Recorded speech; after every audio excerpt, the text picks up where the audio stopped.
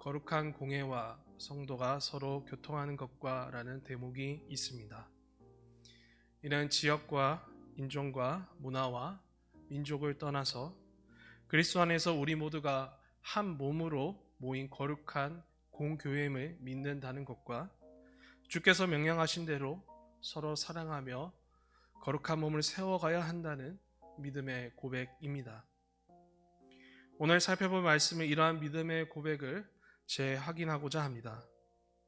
특별히 지역교회의 이기성과 각 성도의 지나친 개인화가 편승하고 있는 이때에 주께서 들려주시는 이 말씀 앞에 우리 모두는 귀를 기울여야 합니다. 다시 서로 사랑하는 교회로, 다시 하나로 연합하는 교회가 되도록 주어진 봉사의 직무를 다하는 우리가 되길 이 말씀을 통해 소망해야 합니다.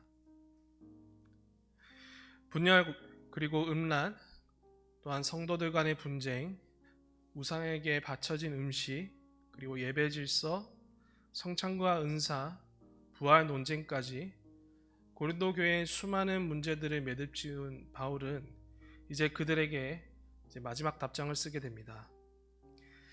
그들이 사도에게 먼저 보낸 편지에서 문의했던 그 성도의 연보에 관한 것과 그리고 바울은 동역자들의 방문 계획에 대한 내용을 16장 1절부터 12절까지 적고 그리고 마지막 13절부터 24절까지는 문안과 결론으로 마무리 짓습니다. 사도는 16장 1절부터 그들이 문의했던 내용, 이 성도의 연보에 관한 답장을 씁니다. 이 연보는 가난하고 힘든 자들을 돕는 일에 사용되는 일종의 목적 헌금입니다. 이웃 돕기 성금과도 같다라고 생각할 수 있는데요. 어떤 지역교회가 이 다른 지역교회를 돕는 일에 주로 사용되어 왔습니다. 초대교회 때는 이러한 연보를 준비하고 행하는 일들이 자주 나타났습니다. 사도행전 11장에 가보면 대표적으로 고린도 교회가 생기기 전에 이 수리아에 있는 안디옥 교회가 흉년으로 크게 힘들어하고 있는 이 예루살렘 교회 성도들을 위하여서 연보를 모았습니다. 그리고 그 안디옥 교회의 대표들 이 바나바와 사울이 연보를 들고 예루살렘 교회 장로들에게 직접 전달했습니다. 하지만 그 이후에도 이 예루살렘 교회의 사정은 나아지지가 않았고 여전히 도움이 필요했습니다. 그리고 그 도움이 필요하다는 소식을 고린도 교회가 생기고 난 이후에 그들도 듣게 되는데 이들은 한 가지 큰 고민들에 직면하게 됩니다. 과연 우리가 도우는 게 맞는 것일까? 예루살렘은 이 마게도나와 그리고 아시아를 지나서 저 멀리 있는 지역인데 굳이 우리가 할 필요가 있을까? 아니 한다면은 어떻게 준비해서 도와야 될까 등 이런 여러 고민들에 봉착한 것이죠. 만약 그렇지 않았다면 바울에게 묻지도 않고 그들 나름대로 이 일들을 행했을 겁니다. 그래서 바울에게 먼저 첫 편지로 문의했고 이에 사도는 답하게 되는 것이죠. 아까 읽었던 1절부터 3절까지의 내용을 제가 한번 다시 읽어보도록 하겠습니다. 성도를 위하는 연보에 관하여는 내가 갈라디아 교회들에게 명한 것 같이 너희도 그렇게 하라. 매주 첫날에 너희 각 사람이 수입에 따라 모아두어서 내가 갈 때에 연보를 하지 않게 하라. 내가 이를 때에 너희가 인정한 사람에게 편지를 주어 너희의 은혜를 예루살렘으로 가지고 가게 하리니. 사도는 이 연보에 관하여서 일련의 답을 그들에게 제시합니다. 먼저 갈라디아 교회들에게 명한 것 같이 라고 합니다.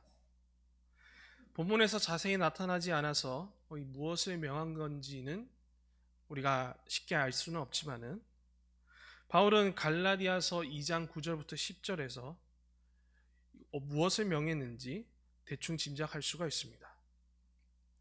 이 갈라디아에서 그 본문에서는 이 예루살렘 교회를 섬기는 사도 베드로와 야고보와 요한의 부탁을 적어 놓았습니다. 그들은 바울에게 지금도 여전히 가난한 예루살렘 교회를 기억하고 도와달라고 부탁했고 바울은 그대로 갈라디아서에 기록하여서 이 갈라디아 지역에 있는 모든 교회가 형편이 어려운 예루살렘 교회를 돕도록 했습니다. 이처럼 바울은 고린도 교회도 여전히 형편이 어려운 이 예루살렘 교회를 헤아리고 함께 이 일에 동참하라고 명한 것입니다. 그래서 그는 마땅한 교회의 의무로서도 설명합니다.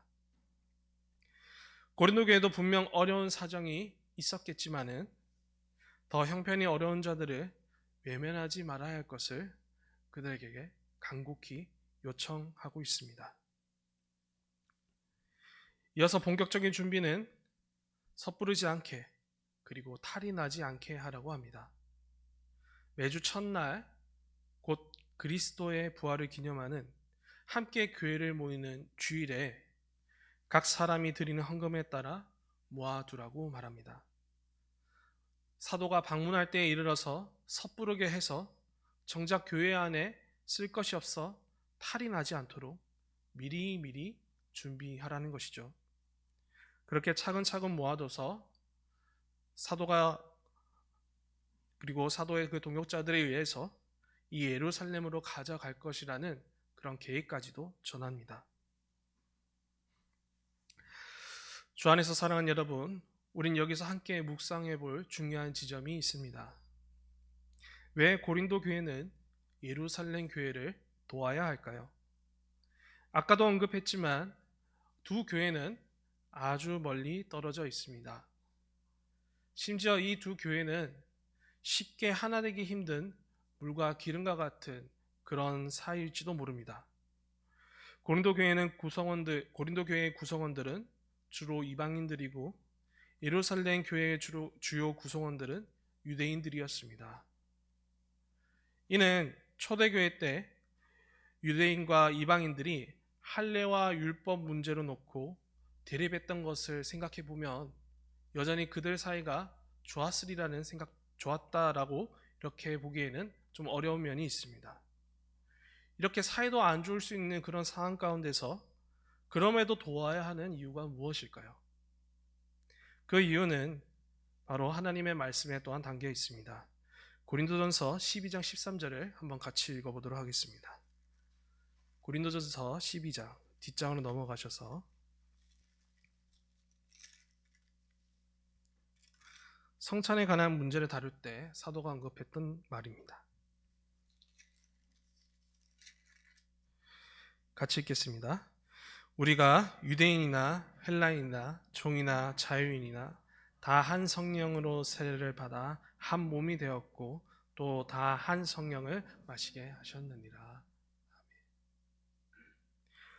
고린도 교회가 예루살렘 교회를 도와야 하는 이유는 모두 다 한 성령으로 세례를 받았고 한 성령을 마시고 있기 때문입니다.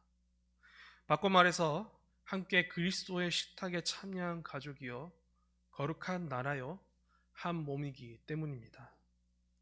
아무리 먼 지역에 떨어져 있어도 그리스도를 믿음으로 한 성령을 받았기에 그들은 절대 떨어지지 못한 한 몸입니다.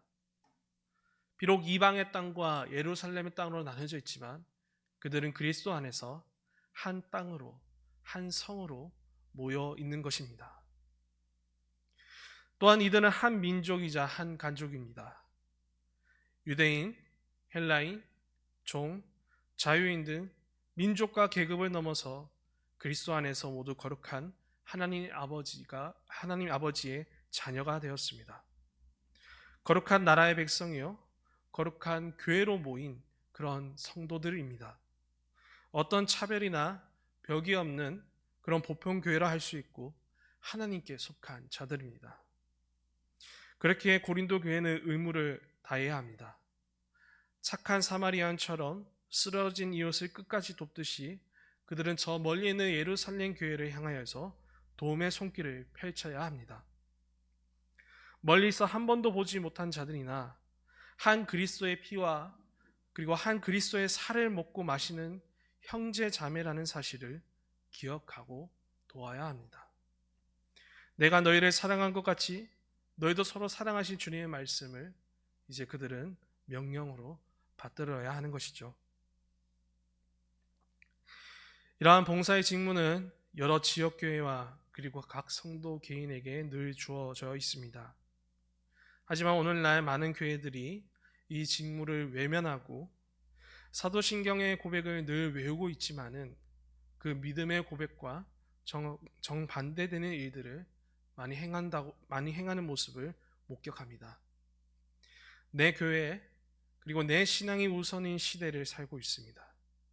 내 옆에 형제와 내 옆에 교회를 돕고 살피는 사랑이 점점 사라지고 있습니다.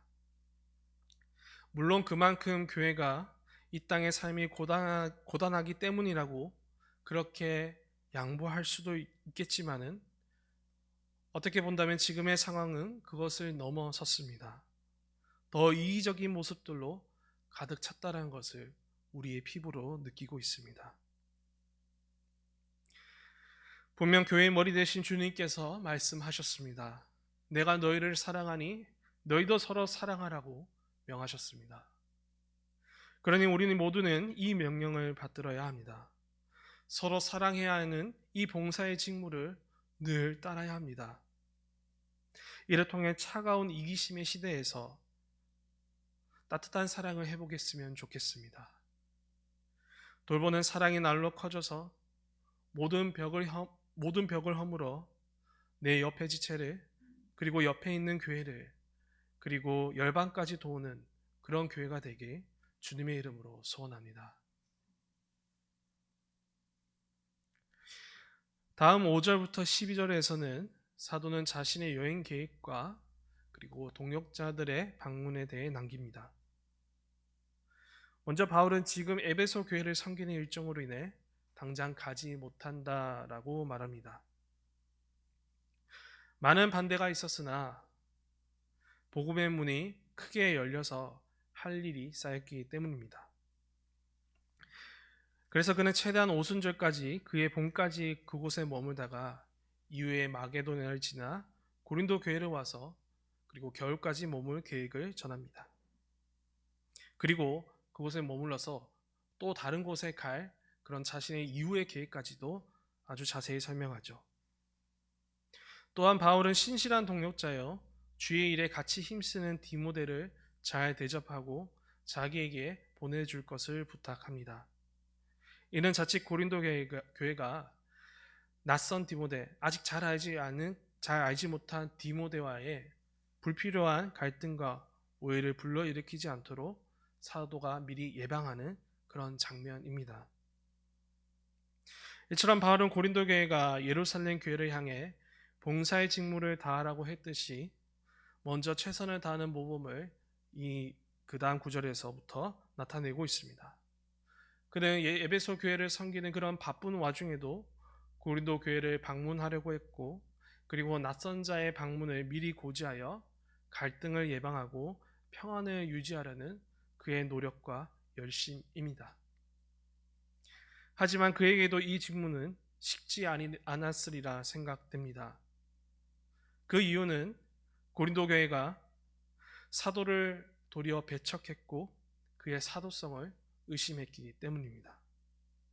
고린도전서 9장 그리고 고린도후서 12장에 나타나듯이 교회는 그의 사도성을 의심하고 비판한 정황이 나타납니다. 자신의 삶을 깎아내리고 부정하고 멀리하는 자들을 향해 먼저 친절과 사랑을 베푼다는 건 참으로 쉽지가 않습니다. 그럼에도 바울은 더 큰 사랑을 냅니다. 자기를 힘들게 하고 속상하게 한 고린도 교회이지만 자기를 위해 죽으신 그리스도의 사랑을 기억하며 끝까지 이 사랑의 직무를 다합니다. 그렇습니다. 우리에게 주어진 이러한 직무는 때론 미움을 이겨내야 합니다. 질투와 시기도 견뎌내야 합니다. 그래서 우리가 거룩한 공예요 성도의 교제를 믿습니다라는 그런 고백은 참으로 무겁고 큰 도전입니다. 하지만 우리의 힘으로 감당하지 못하나 하늘로부터 내려오는 은혜는 가능합니다. 우리 주 예수 그리스도의 은혜로 말미암아 우리는 능히 이 직무를 다할 수 있습니다. 그렇게 은혜를 구해야 합니다. 주어진 이 사랑의 실천을, 이 봉사의 직무를 다할 수 있도록 우리에게 더 큰 사랑을 주시옵소서. 미움을 이기게 하여 주시고 모든 상황을 이기는 그런 도우심의 은혜가 우리 가운데 가득하게 해달라고 늘 기도해야 할 것입니다. 이와 더불어서 우리는 지혜도 구해야 합니다. 이 일은 더 큰 사랑뿐만 아니라 큰 지혜가 반드시 있어야 합니다. 마지막 12절에 고린도 교회와 가까운 형제 아볼로의 방문 계획이 언급됩니다. 사도는 설득했지만 아볼로가 지금 당장 갈 뜻이 없다라고 전하면서 나중에 기회가 된다라고 하면 간다라고 그렇게 상황을 설명합니다. 이는 단순히 아볼로가 가기 싫어서 안 간 것이 아닙니다. 오히려 그가 지금 고린도 교회에 간다면 도움이 안 된다는 지혜로운 결정을 내렸기 때문입니다. 앞서 고린도 1장에 등장하는 분열의 문제를 생각해 봐야 합니다. 여러 당파들이 등장했었는데요. 그 중에 이 형제 아볼로의 이름이 등장합니다. 아볼로파가 있었죠. 만약 이런 갈등의 문제가 계속 존재하는 가운데 아볼로가 간다면 교회는 어떻게 되겠습니까? 더 파가 나뉘고 그 분열과 갈등이 심각해지겠죠. 그래서 아마도 그럼에도 바울은 가라고 설득했겠지만 아볼로는 지금은 가지 않는 것이 좋겠다라고 판단하고 가지 않은 것입니다. 따라서 우리가 고백하는 대로 이 봉사의 직무, 이 사랑의 직무를 잘 감당하기 위해선 미움을 이기는 더 큰 사랑뿐만 아니라 분별하는 지혜도 늘 필요합니다. 무턱대고 하다간 덕이 되지 않고 그르칠 수 있기 때문이죠. 그래서 우리는 옆의 지체와 그리고 옆의 교회를 향해서 거룩한 하나님의 목적대로 그리스도의 몸을 아름답게 세우는 방향으로 선택하는 그 지혜를 늘 구해야 할 것이고 늘 고민해야 합니다. 우리의 지식과 지혜는 짧으나 하나님의 지혜는 영원하고 무궁합니다. 그리고 그 지혜는 우리 주 예수 그리스도의 말씀에 담겨 있으니 우리가 그 말씀에 따라서 우리에게 주어진 이 일들을 감당하는 것이 가장 지혜로운 모습이 될 것입니다. 주 안에서 사랑하는 여러분, 여기까지 고린도 교회의 연보 준비와 그리고 바울과 동역자들의 방문 계획을 살폈습니다.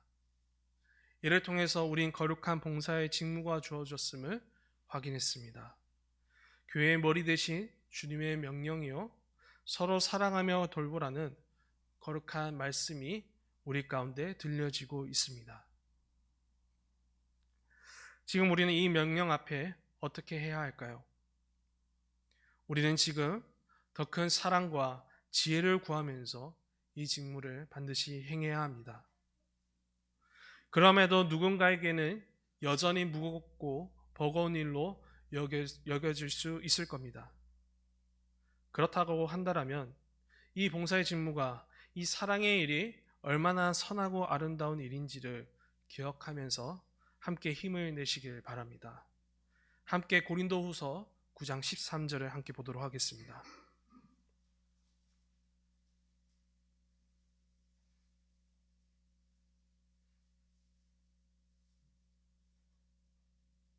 같이 읽겠습니다. 시작.